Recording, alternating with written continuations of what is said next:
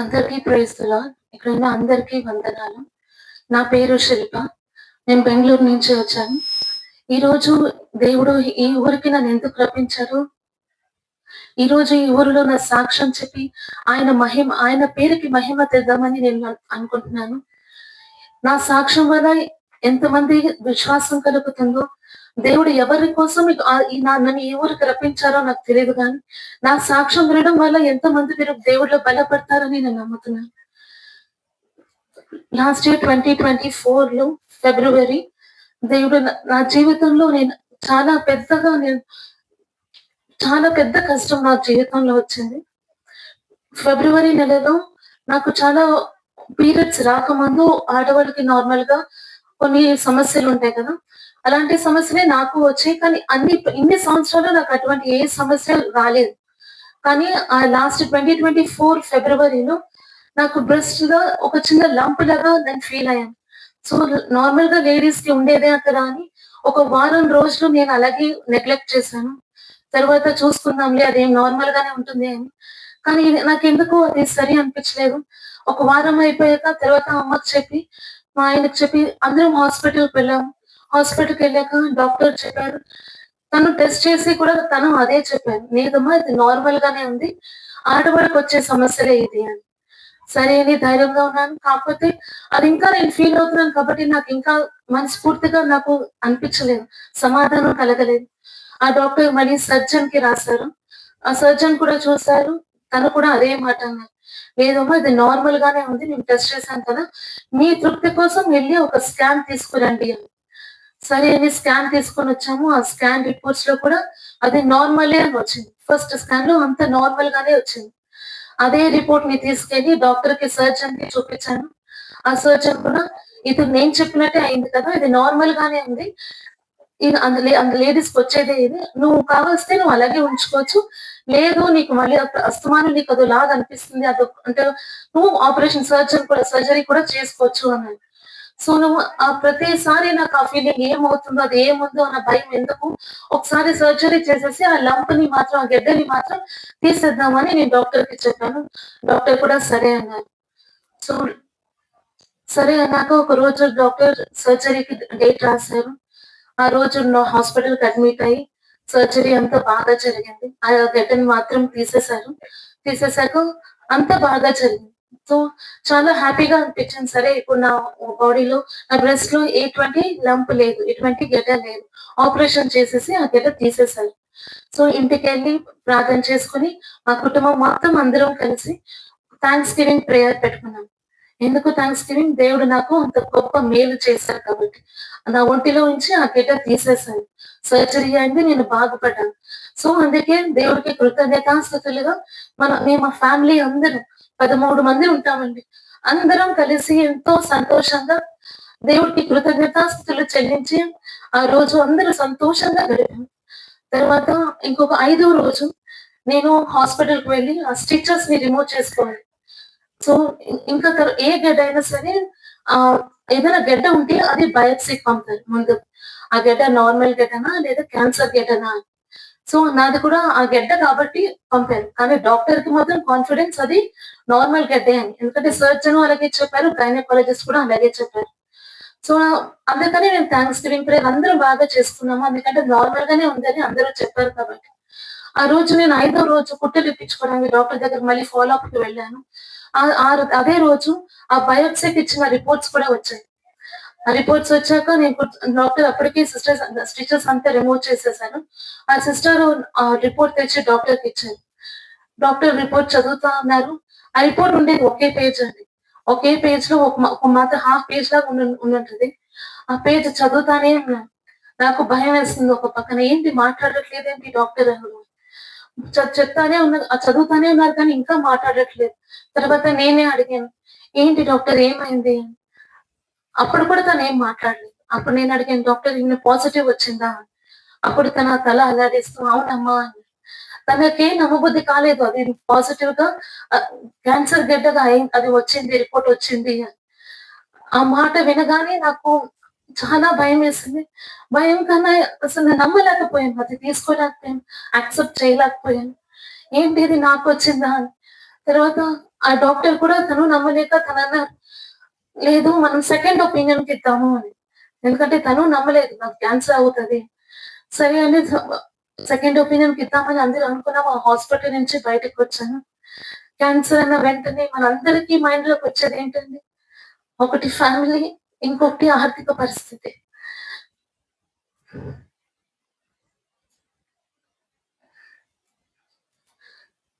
Family అంటే పిల్లలు వాటిని నమ్ముతూ వచ్చారు.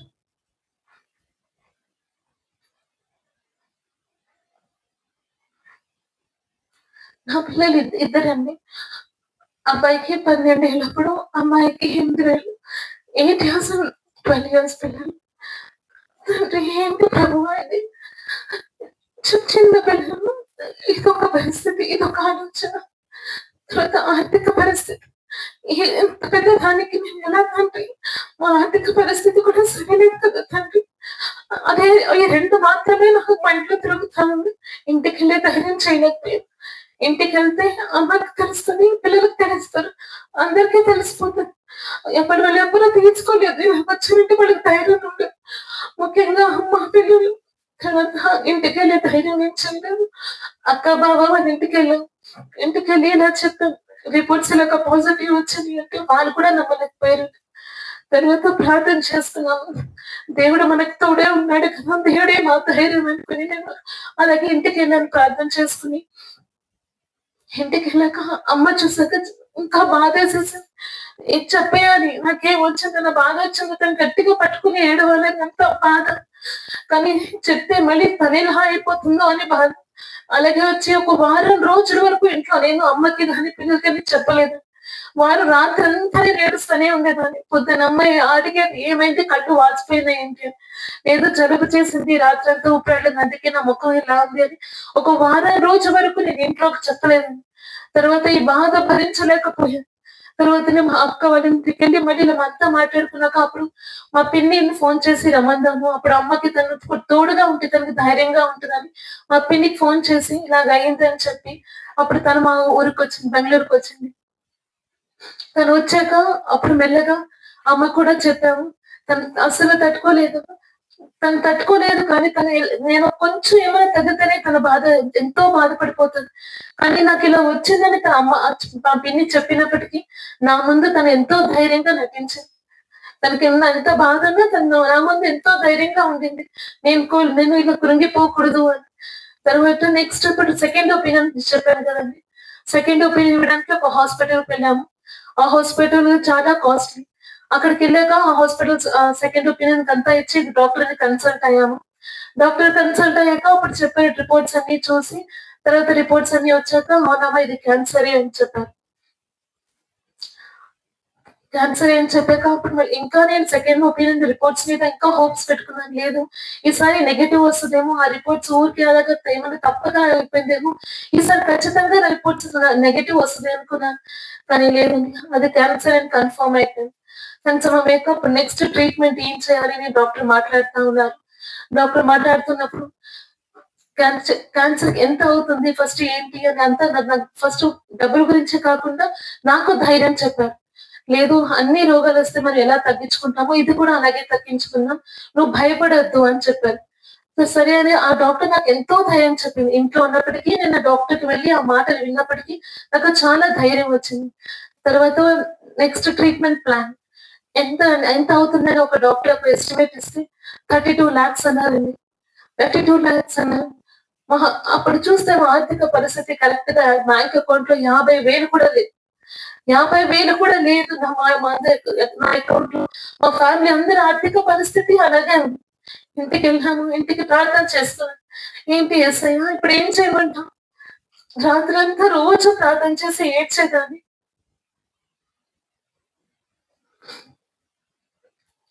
ఏం మాట్లాడాలో తెలిసేది కాదు. ఊరికే ఏడ్చేదాన్ని దేవుడి దగ్గర. ఏమి మాట్లాడేదాన్ని కాదు కొన్ని రోజులు. అలాగే ఏడుస్తూ, ఏడుస్తూ ఉన్నాను. చెప్పాను కదా! మా ఇంటికి మా పిన్ని వచ్చారు. మా అమ్మకి ధైర్యం చెప్పడానికి అని. మా పిన్నిని ఎందుకు దేవుడు రప్పించాడో నాకు తెలీదు కానీ 50,000 కూడా నా బ్యాంక్ అకౌంట్‌లో లేవు. ట్రీట్‌మెంట్ స్టార్ట్ చేయాలి అంటే. కానీ ఆమె ద్వారా తను పూనుకొని ఎంతైనా పర్వాలేదు అప్పు చేసైనా నేను నీకు ట్రీట్‌మెంట్ చేపిస్తానని తను ధైర్యం చెప్పింది. తన సొంత బిడ్డ కంటే ఎక్కువగా నన్ను చూసుకుంది, ధైర్యపరిచింది. తన వల్ల నా ట్రీట్మెంట్ స్టార్ట్ అయింది. అప్పటికి నేను ఇంకా వర్కింగ్ కాబట్టి నేను ఆఫీస్‌కి వెళ్ళేదాన్ని. ఆఫీస్‌లో నార్మల్‌గా అన్ని ఎంప్లాయీస్‌కి ఇన్స్యూరెన్స్ ఉంటది. ఆ ఇన్స్యూరెన్స్ వల్ల పిన్ని డబుల్ స్టార్ట్ చేసాము. తర్వాత హాస్పిటల్‌లో అడ్మిట్ అవ్వడానికి ఒక 32,00,000 చెప్పారు. ఎంత పిన్ని సాంక్షన్ 32,00,000 అవ్వదు కదా! తర్వాత నేను ఇంకా వేరే హాస్పిటల్స్ ఏమైనా దొరుకుతుందేమో అని అందరూ చూస్తా ఉన్నారు. అప్పుడు ఇంకొక హాస్పిటల్ దేవుడు మమ్మల్ని నడిపించారు. ఇంకో హాస్పిటల్ దేవుడు నడిపించాడు. అక్కడ అడిగితే అప్పుడు 32,00,000 నుంచి వాడు ఆల్‌మోస్ట్ 20-22,00,000 అవుతది అన్నారు. సరే 32 నుంచి అట్‌లీస్ట్ 20 వరకు వచ్చింది కదా! అని ఉన్నా కూడా అంత డబ్బు లేదు మా దగ్గర. తర్వాత అప్పుడు ఇది వచ్చింది నాకు ఫిబ్రవరిలో. ఫిబ్రవరిలో ఏ కంపెనీ ఇన్స్యూరెన్స్ అయినా మార్చ్‌కి రెన్యూవల్ అయిపోతుంది. మళ్ళీ ఏప్రిల్ నుంచి కొత్త ఇన్స్యూరెన్స్ స్టార్ట్ అవుతుంది. నాకు తెలిసింది ఫిబ్రవరిలో. ఆ ఇన్స్యూరెన్స్ వాడుకోవడానికి కేవలం ఒక నెల మాత్రమే ఉంది. ఇన్స్యూరెన్స్ ఆ నెల అయిపోతే ఆ నెల ఇంకా సంవత్సరం ఇన్స్యూరెన్స్ అంతా ల్యాప్స్ అయిపోతుంది. సో, త్వరగా ట్రీట్మెంట్ స్టార్ట్ చేశామని ఫస్ట్ ఇన్స్యూరెన్స్‌తో కొంచెం ట్రీట్మెంట్ అయ్యింది. తర్వాత నెక్స్ట్ రిన్యూ అవుతుంది కాబట్టి ఇన్స్యూరెన్స్ డబ్బులు ఎంత మట్టికి ఉందో అంత మట్టికి ట్రీట్మెంట్ అయింది. ఆ తర్వాత 3 కీమోస్ అయిపోయినాయండి. దాని తర్వాత మళ్ళీ ఆలోచన స్టార్ట్. ఆ ఫస్ట్ కీమో అయినప్పుడు ఆ మెడిసిన్ అంతా ఒక రోజంతా అడ్మిట్ అయ్యి కీమో అంతా తీసుకున్నాను. ఇంటికొచ్చాను. ఇంటికొచ్చాక ఆ రాత్రి నార్మల్‌గానే ఉండింది. సరే బాగానే ఉంది కదా అనుకున్నాను. తర్వాత నెక్స్ట్ డే ఆ కీమో మందు వల్ల ఎంత బాడీ పెయిన్స్ అంటే ఏదైనా ఫ్రాక్చర్ అయితే ఒళ్ళు ఎముకలు ఎలా గిరిగిపోతాయో అలాగ పై నుంచి కింద వరకు ఒళ్ళంతా నొప్పులండి. భరించలేని బాధ. ఆ కీమో మందు వల్ల. గట్టిగా అరిచేసేదాన్ని, ఏడ్చేసేదాన్ని. నా వల్ల అవ్వట్లేదు తండ్రి. ఇది ఇచ్చావు కాబట్టి తట్టుకునే శక్తి కూడా ఇవ్వు యేసయ్యా అని. అమ్మని పట్టుకొని గట్టిగా ఏడ్చేసేదాన్ని. నా వల్ల అవ్వట్లేదు. ఈ నొప్పిని భరించడం నా వల్ల కావట్లేదు యేసయ్యా. ఇంట్లో చిన్న పిల్లలున్నారు. వాళ్ళ ముందే నా బాధ ఇదంతా. ఆ కీమో ఆ ఫస్ట్ కీమోకి చాలా బాధపడ్డాను. ఎముకలంతా నొప్పి. ఏదో డ్యూటీలో టర్న్స్ తీసుకొని ఎలా పనిచేస్తారో మా ఇంట్లో ఒక్కొక్కడు పగలొకళ్ళు కాళ్ళు నొక్కేవారు. రాత్రిలో వాళ్ళు పడుకుంటే నెక్స్ట్ రాత్రి ఒకళ్ళు ఒళ్ళంతా నొక్కేవారు. అంత బాధ. నా కుటుంబం అంత సహాయంగా నాకు తోడుగా ఉన్నందుకు ఆ ఫస్ట్ కీమో నేను దాటగలిగాను. తర్వాత నేను ప్రార్థన చేసుకున్నాను. పాస్టర్ గారితో కూడా ప్రార్థన చేశాను. ఒకలాగుంటే నేను భరించలేను. ఇలా ఉంటే నేను మొత్తం ట్రీట్మెంట్ నేను చేసుకోలేను. ఏం చేయను ప్రభువా నువ్వే దారి చూపించు అని ప్రార్థన చేశాను. నేను ఒకటే కాదు నా కుటుంబంలో ప్రతి ఒక్కరు చిన్న పిల్లల దగ్గర నుంచి పెద్దవాళ్ళ వరకు నా గురించి ప్రార్థన చేశారు. ఫస్ట్ కీమోకి ఎంతో బాధపడ్డాను. తర్వాత సెకండ్ కీమో స్టార్ట్ అవ్వడానికి వెళ్తున్నప్పటికే భయం. రాత్రంతా భయం. అయ్యో! ఈ బాధంతా మళ్ళీ పడాలే. ఇదంతా నేను భరించలేను ప్రభువా అని. ఆ బాధ భరించలేనిది తండ్రి. ఎముకలంతా నొప్పి, ఒళ్ళంతా నొప్పి. ఎటు పడుకోవాలో, ఏం తినాలో కూడా అర్థమయ్యేది కాదు. హాస్పిటల్‌కెళ్ళైతే ఇలా చెప్పితే అవునమ్మా ఇలాగే ఉంటది కీమో మెడిసిన్. ఇదంతా ఒళ్ళంతా నొప్పొస్తదని మెడిసిన్ వెళ్తున్నప్పుడు నోరు పూత, మోషన్స్ అవ్వడం, లేకపోతే మోషన్ స్టాప్ అయిపోవడం, వాంతులు అన్నీ వస్తాయని చెప్పారు. కానీ నాకు ఆ ఫస్ట్ కీమోలో ఈ ఒళ్ళు నొప్పులు మాత్రమే ఉన్నాయండి. తర్వాత ప్రతిరోజు దేవుడికి ప్రార్థించుకుంటూ సెకండ్ కీమోకెళ్ళాము. సెకండ్ కీమోకి వెళ్ళి అంతా అయిపోయాక ఇంటికి తిరిగొచ్చాం. ఇంటికి తిరిగొచ్చాక ఫస్ట్ డే ఏం లేదు కదా! సెకండ్ డే నుంచి నొప్పులు స్టార్ట్ అయినాయి కదా ఫస్ట్ కీమోకి. సెకండ్ కీమో కూడా అలాగే అవుతదేమో నేను టైం చూసుకుంటా ఉన్నాను. ఫస్ట్ కీమోకి ఈ టైంకి నాకు నొప్పొచ్చింది కదా! ఇంకొంతసేపే మళ్ళీ బాధ అంతా మళ్ళీ స్టార్ట్ అవుతది కదా! అని చాలా భయపడిపోయాను. అక్కడున్న పేషెంట్స్ కూడా అలాగే ఉన్నారు. ఒక మనం చూడడానికి చాలా సన్నగా మనం చూస్తే భయపడిపోయాను. ఆ డిపార్ట్‌మెంట్‌కి నేను వెళ్ళవలసొచ్చింది. అస్సలు కలలో కూడా నేను ఊహించలేదు. మా ఫ్యామిలీలో ఎవరికీ క్యాన్సర్ అనేదే లేదు. నాకొచ్చి ఈ డిపార్ట్‌మెంట్‌కి నేను ఎళ్ళాల్సొస్తుంది ప్రభు ఏంటని ప్రతిరోజు నేను ఏడుస్తూ ప్రార్థించాను. ఆ రోజు ఆ పేషెంట్స్‌ని చూస్తేనే చాలా భయమేసేస్తది. వాళ్ళ స్థితిని చూస్తే ఎంతో భయమేస్తుంది. కానీ ఫస్ట్ కేమో ఒళ్ళంతా నొప్పులు. సెకండ్‌కేమో అయింది. ఇంటికొచ్చాము. ఇంటికొచ్చాక ఆ టైం కోసం వెయిట్ చేస్తా ఉన్నాను. ఇప్పుడొస్తదేమో ఇంకా నీకు కొంతసేపులో మళ్ళీ నొప్పులన్నీ మొదలైపోతాయి కదా నాకు అని. టైం అవుతా ఉంది. టైం లాస్ట్ ఇంకేమోకి ఎప్పుడు టైం నొప్పులు స్టార్ట్ అయినా ఓకే టైం అయిపోతా ఉంది. నేనింకా వెయిట్ చేస్తాను. ఇంక అవుతదా? ఇప్పుడొస్తదా? ఆ నెలంతా నెక్స్ట్‌కేమో అయ్యేంత వరకు నాకు ఏ నొప్పి లేదండి. ఒక్క నొప్పి లేదు. డాక్టర్ చెప్పారు వాంతులవుతాయి, నోరు పూస్తది ఆ మందుకి. నోరు వాసనొస్తది. కొంచెం నీళ్లు వాటర్ ఏసి పౌడరేసి ఏదైనా నోరుని రిన్స్ చేస్తా ఉండు అని అన్నీ చెప్పారు. నేను పిల్లల్ని వచ్చిందని వద్దని చెప్పేదాన్ని. ఎందుకంటే వాళ్ళంతా చెప్పారు కదా! మందులు వాసనొస్తది, నోరు వాసనొస్తది, నోట్స్ అంతా అల్సర్స్ వస్తాయి. కానీ ఏ ఒక్కటి నాకు రాలేదు. ఫస్ట్‌కేమో నొప్పి మాత్రమే. అందరు నార్మల్‌గా రోజు ఎలా తినేదానో అలాగే తినేదాన్ని. నెక్స్ట్‌కి నుంచి ఆ ఒళ్ళు నొప్పులు కూడా లేవు నాకు. ఎంతో ఆశ్చర్యం వేసింది నాకు. దేవుడికి ప్రార్థిస్తే ఇంత గొప్పగా కార్యం చేస్తాడా అని నాకు ఆశ్చర్యం వేసింది. నాకు ఇంతకుముందు కూడా నేను ఎక్కువగా ప్రార్థన చేసేదాన్ని కాదండి. మామూలుగానే ప్రార్థన చేసేది పగలొకసారి, రాత్రిలో ఒకసారి అంతే. దేవుడా ఈరోజు అయిన దానికంతా నాకు స్తోత్రం చెప్పుకొని, ఈ రోజంతా కాపాడిన అలాంటి చిన్న చిన్న ప్రార్థనలే చేసేదాన్ని. ఆ రోజు నేను ఆ కీమో తర్వాత ఇలాంటి బాధ వస్తే నేను భరించలేను అని చెప్పి ప్రార్థన చేశాను. దేవుడు నా మొర ఆలకించాడు. సెకండ్ కీమోలో ఎటువంటి నొప్పి లేదు. ఎటువంటి బాధ లేదు. ఎటువంటి నోరు పూత లేదు. ఎటువంటి మోషన్స్ లేదు. నార్మల్‌గా ఒక పర్సన్ ఎలా ఉంటారో అలాగే దేవుడు నన్ను నడిపించాడండి. తర్వాత నెక్స్ట్ కీమోకెళ్ళినప్పుడు డాక్టర్ అడిగారు, "ఇప్పుడు ఎలాగుందమ్మా? ఇప్పుడు కూడా అలాగే ఉంది కదా?" నేనన్నాను, "ఏం లేదండి. ఈసారి నాకు ఏ నొప్పి లేదు" అని. అప్పుడు డాక్టర్స్ కూడా ఆశ్చర్యపోయారు. నోరు పూత అలాంటివి కూడా లేదా అంటే, లేదండి నార్మల్ అని. ఫుడ్ అంతా సరిగ్గా తీసుకుంటున్నావంటే, ఆ! బాగానే ఉన్నాను అని. ఆవిడ చెప్పినప్పుడు నేను చెప్తున్నప్పుడు ఆవిడకే ఆశ్చర్యం. అవునా! అని. తర్వాత సెకండ్ కీమో కూడా అయిపోయిందండి. ఇంకా థర్డ్ కీమో స్టార్ట్ అవ్వబోతుంది. థర్డ్ కీమో స్టార్ట్ అవుతున్నప్పుడు ఫస్ట్ క్యాన్సర్ అన్న వెంటనే నా మైండ్‌కొచ్చింది 2 ఫ్యామిలీ, ఆర్థిక పరిస్థితి, జుట్టు. జుట్టంతా సినిమాలో అంతా చూస్తాం కదండీ! అదే మైండ్‌లో ఉంది. జుట్టంతా ఊడిపోతుంది కదా! నా పిల్లలు ముందు నేను ఇలాగే తిరగాలి కదా! అని.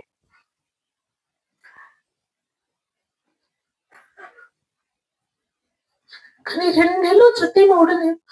అప్పుడు నాకు సరే నాకు దేవుడు బాగానే చేశాడు కదా! 2 నెలలు నేను బాగానే ఉన్నాను. రెండో ఇంకా మూడో కీమోకి వెళ్తుండగా ఇంకేం హాస్పిటల్ ఎళ్ళే రోజే తలకి నూనె పెట్టుకొని తలస్నానం చేసి వెళ్దామని పెట్టుకుంటే తలకి ఇలా నూనె పెట్టాను. సినిమాలో ఎలా చూపిస్తారో అలాగ మొత్తం చేతికొచ్చేసిందండి. అది చూసి చాలా భయపడిపోయాను.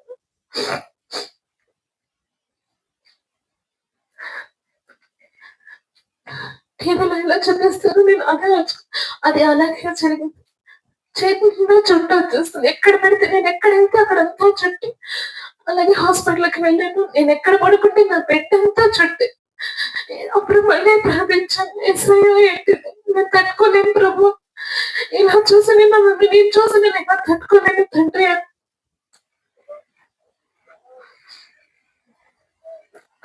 ఇప్పుడు తర్వాత కీమో తీసుకున్నాక ఇంటికెళ్ళాము. మా అక్క వాళ్ళ ఇంటికెళ్ళాం. అప్పుడు తను చెప్పాను. రోజు నేనిలా నన్ను చూసుకోలేను అని. అప్పుడు నేనే క్లీన్ చేసుకుంటాను నేను చుట్టంతా. రోజు ఇలా ఊడిపోతుంటే నేను భరించలేను. పిల్లల ముందు నేను ఇలా తిరగలేను. ఇలా ఊడిపోతున్నప్పుడు అని. అప్పుడు మా అబ్బాయికి నా కూతురికి వచ్చినప్పుడు చెప్పాను. ఎందుకంటే మరి నేను మొత్తం తీయించుకొని వచ్చేసాక మళ్ళీ భయపడకూడదు ఏమైపోయిందో అని మా అబ్బాయికి కొంచెం చెప్పాను. మా అమ్మాయి ఇంకా చిన్నది కాబట్టి. వాడికి చెప్పాను. ఇలాగ అవుతుంది కాబట్టి మెడిసిన్ బాడీకి వెళ్తుంది కాబట్టి ఇది ఇలాగ అయిపోతుంది. నేను ఎళ్లి మొత్తం క్లీన్ చేసుకుంటే అప్పుడు తర్వాత బాగా వస్తుంది. వాడు ఒకే మాట అన్నాడు. వాడి మాట నాకింకా గుర్తుంది. అమ్మ వద్దు నువ్వు ఇలాగే బాగున్నావు. జుట్టు తీయించుకోవద్దమ్మా అన్నాడు. ఆ మాటలు నాకింకా గుర్తొస్తాయి. వాడికర్థమయ్యేలాగా చెప్పి ఎళ్లి మొత్తం జుట్టంతా తీయించేసుకున్నానండి. తర్వాత అంత ట్రీట్‌మెంట్ అయిపోతుంది. న నీకు అప్పుడు ఫస్ట్ చూసినప్పుడు డాక్టర్ అన్నారు, "ఏ స్టేజ్ అని అడిగితే స్టేజ్ 1 అన్నారు. స్టేజ్ 1 బ్రెస్ట్ క్యాన్సర్ అన్నారు. సరే స్టేజ్ 1 కదా! త్వరగా తగ్గిపోతుందిలే. ఫస్ట్ స్టేజ్ కాబట్టి త్వరగా హీల్ అయిపోతుంది అని చాలా ధైర్యంగా ఉన్నాను. కీమో 6 కీమోస్ అలాగా అయినాయండి. కానీ ఇన్స్యూరెన్స్ వచ్చింది మాత్రం 3 కీమోలకి. తర్వాత మళ్ళీ ప్రార్థించాను. యేసయ్య ఇప్పుడు నా దగ్గర డబ్బులు లేవు తండ్రి. ఇప్పుడేం చేయమంటావు? అని ప్రార్థించి ఒక్కసారి ఆఫీస్ వాళ్ళని అడుగుదాంలే అని అడిగానండి. ఉన్న ఇన్స్యూరెన్స్ వాడేసుకున్నాను అయిపోయింది. అప్పుడు వాళ్ళ ఆఫీస్‌కి ఫోన్ చేసి నేను అడిగాను. ఇలాగ ఇన్స్యూరెన్స్ అంతా అయిపోయింది. మీరు మళ్ళీ అదని టాపప్ చేస్తే నేను కొంచెం వాడుకోగలుగుతా. నా ట్రీట్‌మెంట్‌కి హెల్ప్ అవుతుంది అని. వాళ్ళన్నారు ఒక్కసారి అది ఒక్కొక్క ఏజెంట్‌కి ఎంత ఇన్స్యూరెన్స్ ఉంటది అంత మాత్రమే ఫిక్స్డ్ అయి ఉంటది. మళ్ళీ దాన్ని టాపప్ చేయడానికి అవ్వదమ్మా అని చెప్పారు. అప్పటికి ఇన్సూరెన్స్ అయిపోయింది. నేను ఆఫీస్‌కి వెళ్ళట్లేదు కాబట్టి జీతము రాలేదు. ఆర్థిక పరిస్థితి చాలా ఇబ్బందిగా ఉండేది. అప్పుడు సరే అని వదిలేసాను. తర్వాత మళ్ళీ ఇంట్లో కూర్చొని ప్రార్థన చేస్తా ఉన్నానండి. ఎందుకంటే నెక్స్ట్ కీమోకి డబ్బులు కావాలి. కూర్చొని కుటుంబంగా మేము ప్రార్థిస్తా ఉన్నాము. ప్రార్థన చేసినప్పుడు దేవుడితో ఒక మాటే అన్నా, ప్రభువా నేను ఫస్ట్ కీమోకి ఎంత బాధపడ్డానో సెకండ్ కీమోకి నాకు అంత బాధ ఇబ్బంది అన్నప్పుడు ఏ బాధ లేకుండా నన్ను ఈ 2 కీమోలు మళ్ళీ అంతా దాటిచ్చావు. కానీ ఇప్పుడు అదొక సాక్ష్యం అయితే ఇప్పుడు నాకు ఇన్సూరెన్స్ గురించి ఒక సాక్ష్యంగా నిలబెట్టు తండ్రి అని ప్రార్థించానండి. వాళ్ళ ఆఫీస్ లో ఉన్న రూల్స్ మార్చలేమమ్మా అన్నారు. నేను ఒకటే ప్రార్థించాను దేవుడికి, నాకు రూల్స్ ఉంటాయి నీకు రూల్స్ ఉండవు కదా, నా కోసం నువ్వు ఆ రూల్స్ అన్ని మార్చి వేతైవా అని ప్రార్థించానండి. రోజు కుటుంబంగా కూర్చుని ఆ క్షణాన ఇలాగే మాట్లాడు, నా కోసం నువ్వు రూల్స్ మార్చదండి, నీకే రూల్స్ లేవు కదా అని ప్రార్థించి ఆమె నేను ఒక అరగంటను కొన్ని రోజుల క్రితం అడిగిన ఆఫీస్ వాళ్ళు కాదన్నారు. ఆ ప్రార్థన చేసిన రోజు ఒక అరగంటలో మా హెచ్ఆర్ కాల్ చేసి చెప్పింది, నువ్వు ఇన్సూరెన్స్ టాప్అప్ చేయమన్నావు కదా, ఇప్పుడున్న ఇన్సూరెన్స్ కదా దానికి డబుల్ ఇన్సూరెన్స్ వేస్తున్నావు, అంతేకాదు మీకు రోజు ప్రతి నెల శాలరీ కూడా ఇస్తాము అని చెప్పారు. నాకు విన్నప్పుడు నాకు ఒళ్ళంతా లాగైతే దేవుడికి ప్రార్థిస్తే ఇంత గొప్ప కార్యం చేస్తాడా, ఆయన మీద మనం నమ్మకం ఉంచుకుంటే ఇంత గొప్పగా మమ్మల్ని నడిపిస్తాడా, ఏదో ఇప్పుడే కదా అడిగాను దైవం, ఇప్పుడే కదా నేను ప్రార్థించాను, వెంటనే జవాబు ఇచ్చేసింది. ఏదో నా పక్క నుండి నా మాట విని ఇదిగో తీసుకో అన్నట్టుగా అనిపించింది. ఎంత సంతోషం, అంత భయం, దేవుడు నా మధ్యలోనే ఉన్నాడు, నా తోడుగా ఉన్నాడు. అప్పుడు ఇంకా నా దేవుడి మీద ఎంత ధైర్యంగా ఉన్నాను, ఎంత బలపడ్డాను, ఇంకా ధైర్యం వచ్చేసిందండి. నేనేం అడిగినా దేవుడు నా కోసం చేస్తాడు. ఇప్పుడే కదా నేను అడిగాను, దేవుడు నా కోసం చేశాడు. ఒక ఫ్రెండ్ గా దేవుడు నాకు మారిపోయాడండి. సాలరీ అడగలేదు నేను, ఒకటే ఇన్సూరెన్స్ మాత్రమే అడిగాను. కానీ దానికి డబల్‌గా ఇన్సూరెన్స్ వేసి ప్రతి నెల నాకు సాలరీ కూడా దేవుడు ఇచ్చాడు. కొంచెం అడిగితే దేవుడు అధికంగా చేసే దేవుడు. దాన్ని బట్టి నాకు ఎంతో కృతజ్ఞతలు చెల్లించానండి. ఆ రోజు నుండి ప్రభువా ఎంత దేవుడు చాలా బలపడ్డాను. ఆ రోజు అనుకున్నాను, ఏదైనా కీడొస్తే దేవుడికి సన్నిహితంగా అయితే ఆ కీడు మంచిది. దేవుడికి ఆ రోజు నుంచి నేను దేవుడికి చాలా దగ్గరయ్యాను. ఆ సన్నిహితం కోసమేనేమో ఇదంతా నాకు వచ్చింది అనుకున్నాను. అప్పుడు అనగా ఇదంతా వచ్చింది నా మేలుకి, నేను దేవుడికి దగ్గర కావడానికి ఇదంతా వచ్చింది అని అప్పుడు మనసులో అనుకున్నాను. నేను ఎంతో ధైర్యం వేసింది. ఏ దానికి ఇంకా భయపడేదాన్ని కాదు. నేను అడిగితే దేవుడు నాకు సహాయం చేస్తాడు. నా మధ్యలో ఉన్నాడు. నేను ప్రార్థన చేస్తున్నప్పుడు దేవుడు నాకు తోడుగా ఉన్నాడు. అంతేకాదు ఇదంతా జరుగుతున్నప్పుడు నాకు ఇంకొకటి గుర్తొచ్చింది. ప్రతి నెల మనం డిసెంబర్ 31st కి ఇంకా జనవరి మొదలవుతుంది, మనం వాగ్దానాలు తీసుకుంటాం కదండి. అప్పుడు నేను ఒక ఆలోచన వచ్చింది, దేవుడు ఇచ్చే వాగ్దానాలు ప్రతి సంవత్సరం తీసుకున్నప్పటికీ నేను అంతగా చూసేదాన్ని కాదు. ఏదైనా ఆ రోజు వచ్చింది చూసి సంతోషపడి దేవుడు నాకు ఈ వాగ్దానం ఇచ్చాడు అని సంతోషపడి ఒక నెల 2 నెలలు చూసి అంతే అయిపోయేది, దాని గురించి మర్చిపోయేదాన్ని. కానీ ఇలాగొచ్చాక నాకు అనిపించింది, దేవుడు నాకు ఈ సంవత్సరం ఏమి వాగ్దానం ఇచ్చాడో ఒకసారి తీసి చూద్దాము అని. అందరూ ఒక్కసారి నా కోసం నాకు ఇచ్చిన వాగ్దానం ఒక్కసారి అందరూ తీసి చదవండి. కీర్తనలు 91, 15, 16. ఈ వాగ్దానం దేవుడు నాకు 2024 సంవత్సరంలో నాకు క్యాన్సర్ వచ్చినప్పుడు నాకు తెలియదండి. జనవరిలో డిసెంబర్ 31st కదా తీసుకుంటా, కానీ ఆ రోజే దేవుడు నాకు ప్రామిస్ చేశాడు. ఏమని? అతడు నాకు మొరపెట్టగా నేను అతనికి ఉత్తరం ఇచ్చేదను, శ్రమలలో నేను అతనికి తోడై ఉండేదను, అతని విడిపించి అతని గొప్ప చేసేదను, దీర్ఘాయువు చేత అతనికి తృప్తి పరిచేదను, నా రక్షణ అతనికి చూపించదను. ముందే నా కోసం అన్ని సిద్ధపరిచాడండి దేవుడు. నేను ప్రార్థిస్తే నాకు తోడుగా ఉంటాడు, నా మొరను ఆలకిస్తాడు, దీర్ఘాయువు చేత అతని తృప్తిపరుస్తానని చెప్పిన దేవుడు. అంటే నాకు ఏ భయము లేదని ఆ రోజు ఎన్నో రోజుల తర్వాత ఆ రోజు వాగ్దానం తీసి చూసి చదివాను. అప్పుడు అనుకున్నాను, దేవుడు నా కోసం అన్ని సిద్ధపరుస్తున్నాడు. దేవుడు వాగ్దానం చేశాడు. మనుషులు చేసే మాట ఇస్తే తప్పిపోవచ్చు, కానీ దేవుడు మాట తప్పిపోడు. అంతకుముందు అంత విశ్వాసం ఉండేది కాదు, కానీ ఎప్పుడైతే ఆ ఇన్సూరెన్స్ ఈ నొప్పుల గురించి ప్రార్థన చేసినప్పుడు దేవుడు నాకు ఎలాగో సహాయంగా ఉన్నాడు. అప్పుడు ఇంకా బలపడతాను, నాకు ఏం వచ్చినా సరే నేను ప్రార్థిస్తే దేవుడు నాకు ఇచ్చేస్తాడు. అంత విశ్వాసం దేవుడిలో నాకు కలిగింది. దేవుడు అనుకునే దానికన్నా ఒక ఫ్రెండ్ గా మారిపోయింది నాకు. ఏమన్నా కావాలంటే దేవుడిని అడుగుతా, నాకు ఇచ్చేస్తాడు. అదే ఒక ధైర్యంగా అనిపించింది నాకు. ఆ సంవత్సరం ఆ వాగ్దానాన్ని బట్టి దేవుడు ఎంతో కృతజ్ఞతాస్తుతులు చెల్లించానని. సో ఇదంతా అయిపోయింది. కీమో అంతా బాగా నడిపించాడు.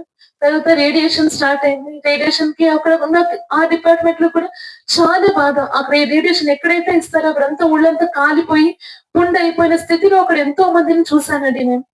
నా స్థితిలో ఉన్న వాళ్ళు ఎంతో మందిని అక్కడ రేడియేషన్ తీసుకుంటే అక్కడంతా పుండు అయిపోయి బాధపడుతూ చూశాను. అందుకు నేను కీమో నొప్పి అంతా దేవుడు దాటించాడు. ఇప్పుడు ఈ రేడియేషన్ నొప్పి ప్రభువా ఏంటి యేసయ్యా, వాళ్ళ స్థితి చూస్తే అలాగుంది, నాకు అలాగే జరుగుతుందా అని తర్వాత ప్రార్థించాను. ఆ ప్రార్థన చేశాక కీమో రేడియేషన్ అంతా జరుగుతుండగా 2 వీక్ అయింది, 3 వీక్స్ అయింది. నాకు అంత బాధ ఏలేదు. కొంచెం స్కిన్ కలర్ చేంజ్ అయింది కానీ అంత పుండు గాని, కలర్ మొత్తం నల్లగా అయిపోవడం గాని ఎటువంటి బాధ లేదండి. నన్ను చూసి వేరే పేషెంట్స్ ఆశ్చర్యపడేవారు. మాకంతా ఇలా జరుగుతుంది, నీకేమీ లేదు అని. అప్పుడు నేను ఒకటే చెప్పాను, దేవుడి వల్ల మాత్రమే ఇది సాధ్యం. అప్పుడు నేను ఎంతో గర్వపడ్డాను. ఎందుకంటే దేవుడు నన్ను ఎన్నుకున్నాడు కాబట్టి, తను నన్ను బిడ్డగాను అంగీకరించాడు కాబట్టి, తను నా తండ్రిగా ఉన్నాడు కాబట్టి నాకు ఇంత గొప్ప భాగ్యం నాకు ఇచ్చాడు. లేదంటే వాడిలాగే నాకు అంతా నేను సఫర్ అవ్వాల్సిందే. తను ఎన్నుకున్నాడు కాబట్టి అన్నిటి నుండి నన్ను తప్పించిన దేవుడు నా దేవుడు. నా యేసయ్యకి అన్నిటికీ నాకు ఘనపరుస్తున్నాడు. అంత రేడియేషన్ అవుతుండగా డాక్టర్ పిలిచారు, డైటీషియన్ పిలిచారు. ఏంటి మీ డైట్ అంతా ఎలాగుంది, ఏం తినాలో ఏం తినకూడదో డాక్టర్స్ చెప్తారు ఈ ట్రీట్మెంట్స్ లో. సో డాక్టర్ నన్ను పిలిచి, ఆ డైటీషియన్ పిలిచి అంతా ఏం తింటారో ఏం చెప్పినప్పుడు తను నన్ను అడిగారు, ఏమవుతుంది నీకు, ఏం తింటున్నావు, రోజు ఇలాగా మోషన్స్ ఇలాగా అన్ని అవుతున్నాయి కదా, సో దానికి తగ్గడానికి నువ్వు ఏం తింటున్నావు, నోరు పూతకి ఇదంతా ఏందని చెప్పాను. అలాంటి ఏమీ లేదు నాకు. మోషన్స్ కానీ నోరు పూత కానీ ఏమీ లేదండి, నార్మల్ గా ఉన్నాను నేను అంటే తను ఆశ్చర్యపడిపోయింది. మా ఇంట్లో కూడా క్యాన్సర్ పేషెంట్స్ ఉన్నాయని, కానీ ఇలాగో ఏ కంప్లైంట్ లేకుండా ఎవరు చెప్పలేదమ్మా అని. ఏం తింటున్నావు నువ్వు చెప్పు, నేను నా నెక్స్ట్ పేషెంట్స్ కి రాసుకుంటాను అని. ఆ నిమిషం ఆమె ఆ మాటలు వస్తుంటే దేవుడు నాకు చూపిస్తున్నట్టు అనిపించింది. చూడు వేరే వాళ్ళకి నీకున్న వ్యత్యాసం చూడు. వాళ్ళందరికీ అలా చూస్తూ అంత సఫర్ అవుతున్నారు. కానీ నీకు ఏ బాధ లేకుండా ముందుకు చేపిస్తున్నారు. డాక్టర్స్ నన్ను అడుగుతున్నారు, నువ్వేం తింటావో చెప్పు, నా నెక్స్ట్ పేషెంట్స్ కి ఇది రాసుకుంటాను అని. ఎంత గొప్ప సాక్ష్యం అండి. ఆ డాక్టర్ చెప్పినప్పుడు ఇంకా బలపడడం నేను దేవుడిలో. నన్ను అడుగుతుంది, ఇప్పుడు నేనేం లేదు, ప్రార్థన వల్లనే నార్మల్ గా తింటున్నాను అని. ప్రార్థన అనేది అయినప్పుడు నువ్వు రోజు ఏంటంటే అదే చెప్పమా అని మళ్ళీ నేనేం తిన్నాను అది రాసుకున్నాను. నార్మల్ గా నేను అన్నం ఆకుకూర పప్పు అదే అయినప్పటికీ తను అలాగే రాసుకున్నాను. తర్వాత అంత ఇంటికి వచ్చాక అప్పుడు ఇంక లాస్ట్ వీక్ ఆఫ్ రేడియేషన్ అండి. ఇప్పుడు నేను మా బాబాయ్ వెళ్ళాము, పాస్టర్ గారే వెళ్ళాము. అప్పుడు తను చెప్పారు, ఎన్నో స్టేజ్ తెలుసా అమ్మా నీకు. నేను ఎన్నో స్టేజ్, ఫస్ట్ స్టేజ్ కదా, ఫస్ట్ స్టేజ్ కాబట్టి ఇంత త్వరగా అన్ని బాగా అయిపోయినాయి. తర్వాత అప్పుడు చెప్పాను, అప్పటి వరకు నాకు తెలియదండి. అప్పుడు చెప్పారు, ఫస్ట్ స్టేజ్ కాదమ్మా, ఇది 3rd స్టేజ్ ఆఫ్ క్యాన్సర్. అప్పుడు నాకు ఏం మాట్లాడాలో తెలియదు, ఆశ్చర్యం అయిపోయింది నాకు. 3rd స్టేజ్ ఆఫ్ క్యాన్సర్, ఇంకా కొన్ని రోజులు వదిలేసి ఉంటే 4th స్టేజ్. ఎంత భయంకరమైన స్థితిలో నేను ఉండేదాన్ని. 3rd స్టేజ్ అయినప్పటికీ కూడా నార్మల్ గా ట్రీట్మెంట్ అంతా ఏదో కొంచెం జ్వరం వస్తే అలాగైపోయింది. ఇన్ని సంవత్సరాలు పనికి వెళ్ళేదాన్ని కదా, ఈ సంవత్సరం దేవుడు నాకు ఒక సంవత్సరం ఇంట్లో ఉండడానికి రెస్ట్ ఇచ్చాడేమో అనుకున్నాను. ప్రతి ఒక్క స్కీములో, ప్రతి రేడియేషన్ లో దేవుడు నాకు తోడై ఉన్నాడండి. ప్రతి ప్రార్థనను ఆలకించాను. చిన్న చిన్న ప్రార్థన, ఏ ప్రార్థన నేను నిర్లక్ష్యం చేసే దేవుడే కాదు. అన్నిటిని మనలో పెట్టి ఒక్కొక్క రోజు దేవుడికి సాక్షిగా దీవించడానికి నన్ను ఈ రోజు వరకు సజీవులకులో ఉంచాడని నేను నమ్ముతున్నాను. అన్నిటిని బట్టి దేవుడికి స్తుతులు. అంత రేడియేషన్ కేమో అంతా అయిపోయింది. చాలా సంతోషంగా అయిందండి. చాలా హ్యాపీగా నా దేవుడు నాకు తోడుగా ఉన్నాడు. సో 6 మంత్స్ కి ప్రతిసారి స్కాన్ చేయాలి. మళ్ళీ ఏమైనా రిపీట్ అవుతుందేమో డాక్టర్స్ 6 మంత్స్ కి స్కాన్ చెప్తారు. సో లాస్ట్ డిసెంబర్ 6 మంత్స్ అయింది. అప్పుడు స్కాన్ కి వెళ్ళాము. స్కాన్ చేసినప్పుడు ఆ డాక్టర్ చెప్పింది, looks like it's again a cancer, it's come back అని. ఆ మాట విన్న వెంటనే నాకు చాలా భయం వేసింది. అప్పుడు భయం వేసింది, కానీ దేవుడి మీద కూడా నేను అడుగుతా ఉన్నాను, ప్రభువా నువ్వు స్వస్థపరిచావు కదా, ఇది మళ్ళీ ఏంటి డాక్టర్ ఇలాగంటుంది. అంతా తీసి లేదు, ఓకే వీళ్ళకి ఇంకో బయాప్సీ చేద్దాము అన్నారు. బయాప్సీ చేశారు. అది రిజల్ట్ రావడానికి 10 రోజుల వరకు పడుతుందండి. 10 రోజులు అనే ట్రీట్మెంట్ అంతా ఉండగా నేను ప్రార్థన చేసుకుంటానే ఉన్నాను. దేవుడా ఇదంతా నెగటివ్ రావాలి, డాక్టర్ చెప్పింది ఇది క్యాన్సర్ లాగానే ఉంది మళ్ళీ అని, కానీ ఇది క్యాన్సర్ కాకూడదు, ఎందుకంటే నేను నీ ద్వారా స్వస్థపరచబడ్డాను. నేను బైబిల్ ఆ రోజులో చదువుతుండగా దేవుడు కొత్త నిబంధన చదువుతుండగా ఏసయ్య చేసిండగా ఎన్నో కార్యాలు నేను చదువుతున్నప్పుడు నాకు ఒకటి నా మైండ్కి వెళ్ళిందండి. దేవుడు దేవుడు ఎంతో మందిని స్వస్థపరిచారు. గుడ్డి వారిని, కుంటి వారిని, కుష్ఠరోగిని అంతమంది స్వస్థపరిచినప్పుడు మళ్ళీ ఎవరు వెనక్కి తిరిగి వచ్చి నాకు మళ్ళీ వచ్చిందని ఎవరు చెప్పలేదు. నాకు అదొక్కటే నమ్మకం. నాయన దేవుడి వల్ల స్వస్థపరిచాను కాబట్టి, దేవుడి వల్ల స్వస్థపరిచాను కాబట్టి అది నాకు తిరిగి రాదు. తిరిగి వచ్చినట్టు బైబిల్లోనే లేదు. దేవుడు వాగ్దానం చేసి అది నెరవేర్చే దేవుడు. దాన్ని పట్టుకునే నేనున్నానండి. దాన్ని పట్టుకుని ఆ నమ్మకంతోనే ఉన్నాడు. దేవుడు స్వస్థపరిస్తే అది తిరిగి రానే రాదు. అది ఓన్లీ బైబ్స్ రిజల్ట్స్ వచ్చాక అదంతా రిజల్ట్ అదంతా వచ్చాక నెగటివ్ అని వచ్చిందని. అది క్యాన్సర్ కాదు, అది నార్మల్ గానే ఉండేది, అది ఏం కాదు అని నెగటివ్ వచ్చింది. ఎంతో సంతోషంగా నన్ను ప్రతి ప్రార్థన నేను ఏమీ ఒక సంవత్సరం అంతా ఏం ప్రార్థన చేసినా ప్రతి ప్రార్థన చిన్న చిన్న ప్రార్థన ఊరికే మాట్లాడుకుంటే ఆ మాటలు కూడా దేవుడు విన్నాడండి. ఈ సంభాషణ దేవుడితో ఏం చేస్తామో అదొక్క చిన్న చిన్న ప్రతి ఒక్కటి దేవుడు ప్రార్థన ఆలకిస్తూనే ఉన్నాడు. I could literally feel that. ఈ సంవత్సరం అంతటిలో నేను అనుభూతి నేను చెందానండి. ఏ చిన్న మాట పలికినా ఏసైకి అది ఖచ్చితంగా దేవుడు వింటాడు. చిన్నదైనా సరే, పెద్దదైనా సరే. ఇంతసేపే ప్రార్థన చేస్తాం, దేవుడు వినడేమో కాదు. మనస్ఫూర్తిగా మనం దేవుని అడిగితే మనకు తోడై ఉండే దేవుడు మన యేసయ్య. ఎంతో నమ్మకంతో నేను అన్నిటికీ ప్రార్థన చేశానండి. ఆ రిపోర్ట్స్ అన్ని నెగటివ్ వచ్చి మళ్ళీ మన స్కాన్ ఉండింది ఇక్కడికి రాకముందు మళ్ళీ 6 months అయింది కాబట్టి ఆ రిపోర్ట్స్ కూడా అన్ని నెగటివ్ వచ్చినాయి. దేవుడికే స్తుతులు. నాకు దేవుడు అంతే కాదండి, నేను ఆఫీస్ కి వెళ్ళే స్థితి కూడా నాకు అటువంటి ఆరోగ్యం కూడా దేవుడు నాకు ఇచ్చాడు. నేను ఆఫీస్ కి వెళ్తున్నాను, అక్కడున్న జనాలందరూ ఆశ్చర్యపడుతున్నారు. వాళ్ళందరూ ఈ స్థితిలో జస్ట్ ట్రీట్మెంట్ అయ్యి 1 నెల మాత్రమే ఇంట్లో ఉన్నానండి. 2 నెలల నుంచి నేను ఆఫీస్కి వెళ్ళాను. అక్కడ అందరూ చూసి ఆశ్చర్యపడతారు. ఎందుకంటే మా ఆఫీస్ నుంచి ఇంటి నుంచి ఆఫీస్ కి 2.5 గంటలు ప్రయాణం చేయాలి. అంత ప్రయాణం చేసి 9.5 గంటలు ఆఫీస్ లో ఉండి మళ్ళీ తిరుగు ప్రయాణం 2 గంటలు, అంతసేపు ఆఫీస్ లో శక్తిని దేవుడు నాకు ఇచ్చాడు. ఇలా అంతా సాక్ష్యం చెప్తున్నప్పుడు అక్కడ ఉన్న మా ఫ్రెండ్స్ అందరూ నువ్వు నా కోసం అది ప్రార్థన చేయి, నువ్వు ప్రార్థన చేస్తే దేవుడు వింటాడనిపిస్తుంది నాకు. అలా అన్నప్పుడు నాకు ఎంతో గర్వం వేసేది. దేవుడు మమ్మల్ని ప్రార్థన వింటారని వారు కూడా తెలుసుకున్నారు. అంత గొప్ప దేవుడు మన యేసయ్య. ఎంత ఈ సాక్ష్యాన్ని నేను చెప్పాలనేమో దేవుడు ఈ రోజు వరకు నన్ను సజీవ లెక్కలో ఉంచాడు యేసయ్య. నా కుటుంబం అంతయు ప్రభు మా కోసం అందరూ ప్రార్థించారు. నా కుటుంబాన్ని బట్టి దేవుడికి స్తోత్రం. అంత ప్రేమగా చూసుకునే కుటుంబం. ఈ కుటుంబం సహాయం లేకపోతే, ఒక్కొక్కరు ప్రేమగా ఉండలేకపోతే ఆ ట్రీట్మెంట్ కూడా సరిగా జరిగేది కాదు. అంత మంచి కుటుంబం దేవుడు నన్ను ఉంచాడు. దాన్ని బట్టి కోటి కోటి స్తోత్రములు. ఈ రోజు వరకు ప్రతిదీ నాకేమైనా సరే నా దేవుడు నా తోడుగా ఉన్నాడు బట్టి కోటి కోటి స్తోత్రము. ఇచ్చింది ప్రార్థనను, ఇచ్చింది సాక్ష్యాన్ని దేవుడు దీవించిన దాకా.